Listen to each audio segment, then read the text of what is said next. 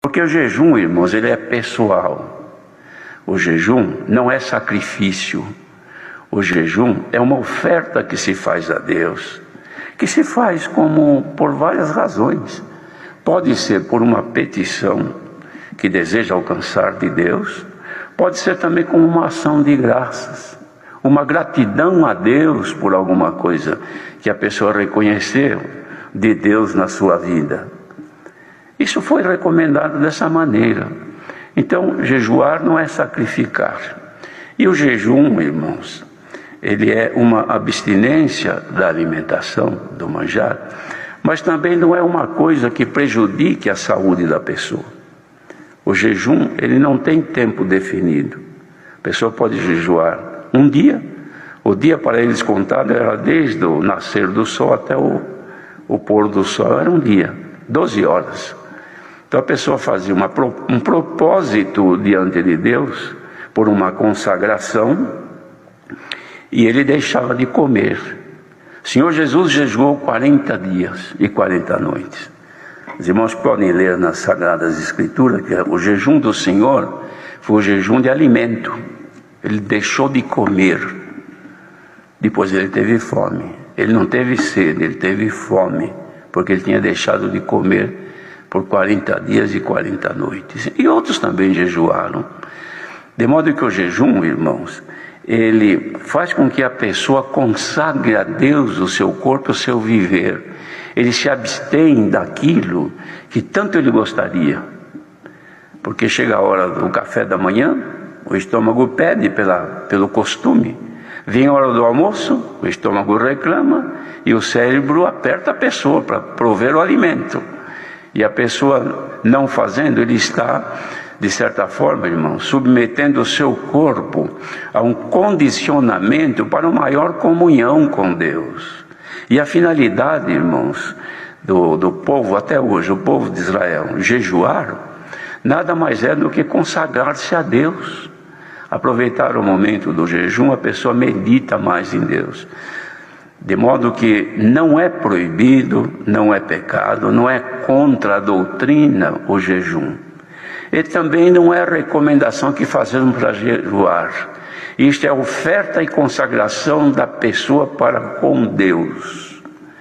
Ninguém tem o dever e a obrigação de jejuar, mas tem a liberdade de fazê-lo quando sentir, consagrando-se a Deus.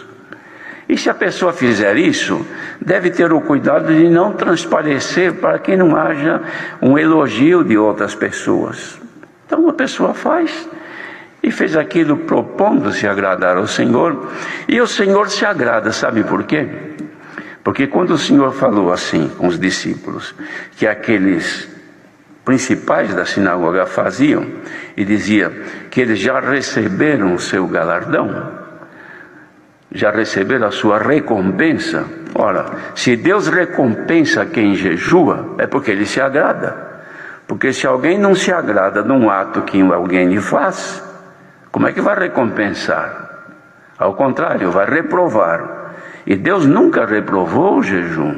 O Senhor recompensou aquele que jejuou, mas não o jejum como sacrifício, como obrigação, mas o jejum como oferta a Deus de consagração e de santificação. A abstinência, irmãos, que também pode ser de outros atos da pessoa, da vida da pessoa. Quaisquer atos que a pessoa tem como sendo alguma coisa de necessidade premente, mas que a pessoa propõe de manter-se sem praticar ou sem agir daquela maneira perante Deus por um espaço de tempo, não é sacrifício. Ele está oferecendo a Deus, irmãos, um louvor com este corpo, que pode acontecer também até na vida conjugal.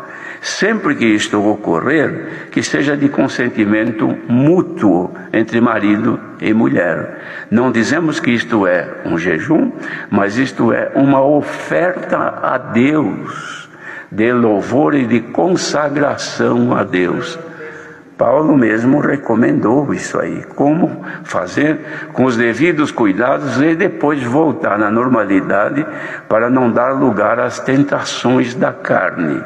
De modo que fica, irmãos, este esclarecimento sobre o jejum. Mas tem um outro detalhe. O inverso do jejum não é que Deus, no jejum, no caso do jejum, o Senhor se agrada e Ele recompensa a pessoa que assim o fizer.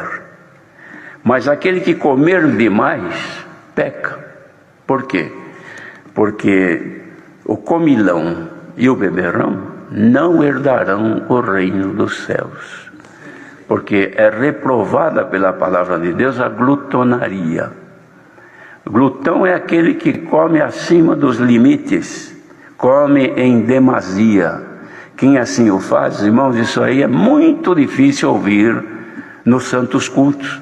Mas hoje Deus deu a graça, e interessante que veio isso avante. Num dos cultos passados, e quando eu estava adentrando aqui, um irmão ancião de uma determinada congregação disse: irmão, eu queria falar uma coisa com o irmão. Pois não, irmão. Falou: irmão, peça a Deus, a ver se Deus dá graça de falar sobre o jejum. Aí eu disse para ele: irmão, é confirmação de Deus, porque hoje mesmo me veio avante isso o dia todo. Ele ficou todo contente. E hoje, conversando com outro servo de Deus, ele disse: irmão, já por este dia também alguns irmãos falaram a mesma coisa. De modo, irmãos, que chegou o tempo então de se esclarecer a todos aquilo que muitas vezes nós não tivemos a oportunidade de fazê-lo nos cultos normais. E hoje, como nós não temos a testemunhança, aproveitamos este tempo tão precioso para trazer este esclarecimento a todos. Então, jejuar é agradável a Deus e dá recompensa. Comer demais, ser glutão ou comilão, isto é pecado diante de Deus. Em Gálatas, capítulo 5, me parece que no versículo 21, o apóstolo Paulo reprova e diz que os que assim fizerem não herdarão o reino dos céus. Então, os irmãos imaginam, digamos que nós vamos orar, e até vamos aproveitar a dar uma informação à irmandade. Há lugares que nós vamos, às vezes depois do culto, nos chamam para estar ali. Irmãos, agora sobre Paulo nós vamos jantar.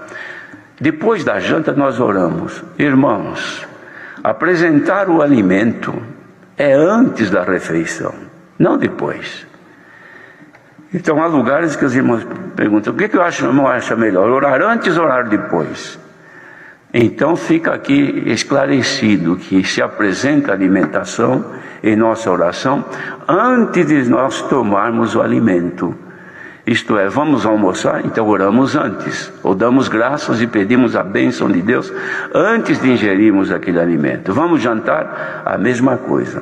Agora, irmãos, o que não fica bem é a pessoa que come demais. Digamos que à noite, o comilão, que come em demasia, depois vai deitar, pode até ter um problema de saúde grave e vir a sofrer consequências sérias.